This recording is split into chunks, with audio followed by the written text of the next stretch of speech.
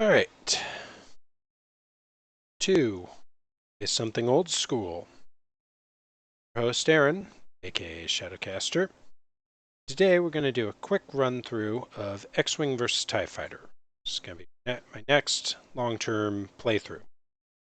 So, originally released in April 1997, XWVT was the much anticipated follow-through to TIE Fighter and X-Wing. However, while the original games, X-Wing and TIE Fighter, were both very story-driven, kind of loosely followed timeline from the original trilogy, X-Wing vs. TIE Fighter was multiplayer focused. See up here, this is the main screen that you're in. Unlike X-Wing, where you're on a Rebel ship, TIE Fighter, where you're on an Imperial ship, is kind of your main menu. This has a very bare bones, here's your pilot selection, here's your stats, toggle between Imperial and Rebel for either pilot. You'll have different stats for each pilot. Actually, no, you won't.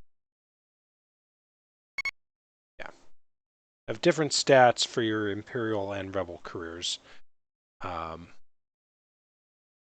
And then up here you'll have Fly Solo, Host Game, Join Game. This game was very much focused on multiplayer dogfights. LAN, TCP/IP, and null modem. Played a lot of games over null modem, direct link back in college with friends of mine. And so the focus was multiplayer dogfights rather than a long scripted campaign. This met with mixed results. It was the late 90s. Doom was huge. Descent was huge. A multiplayer X-Wing game, it really did legitimately well. But for people who wanted TIE Fighter, wanted X-Wing, who wanted that single-player campaign and story, wasn't really a lot. Go over here to Fly Solo, and your options in the original game: training exercises, which basically lifted directly from the X-Wing and TIE Fighter training. Mission list here. Then some co-op training missions as well. Melees, which is basically just it's playing against bots. Basically in a basic furball. Again, you've got multiple options here for what kind of melee you can have. You have tournaments. Again, it's fighting against bots if you're not doing this online. And it's fun for a while, but it's just like Unreal Tournament or any other game like that.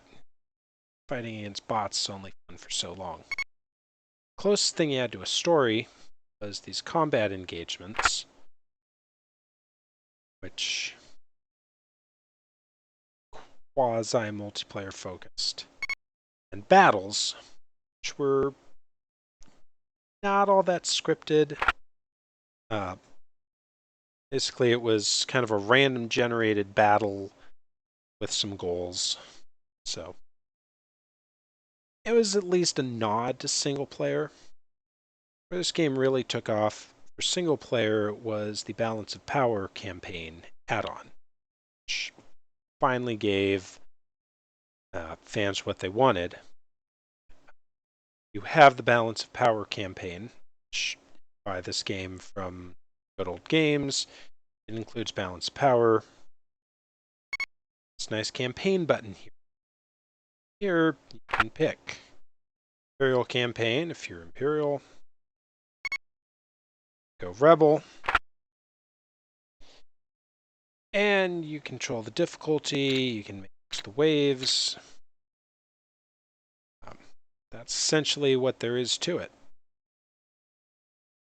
So in upcoming videos, we're going to play through the Balance of Power campaign. The storyline in this is really not canon. It sort of departs a bit from the X-Wing TIE Fighter, X-Wing Alliance continuity in that it's just sort of a side story that's somewhere. Nothing wrong with that. It's more TIE Fighter, it's more X-Wing, it's a lot of fun. So that is going to be the focus of this next video series. So come over here, back to my proper pilot, Shadow. Since the last game we played was TIE Fighter, mix it up, come over to the Rebel campaign first. A couple other neat features of this game though. Aircraft database, some fairly pretty looking pictures. With the lighting. This was really slick stuff in '97, the way this looked. See kind of all the craft in the game. Fighters, bigger ships, transports, and the capital ships. Not really scaled, but still cool. Post game, bother with going any farther than this, but if you wanted to host a game, you could. Same join game. And there are actually still groups online that will play this or X-Wing Alliance. So there's actually an active community for this still, if you know how to use some of the tools to kind of get around the TCP/IP stuff these days. Over here on the menu, got your stats, words. I don't have any words, obviously. Ratings.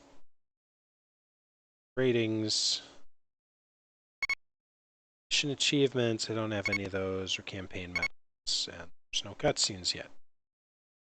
So, that's about all there is to the menu and everything else. So, get to the campaign. Just kind of go for it.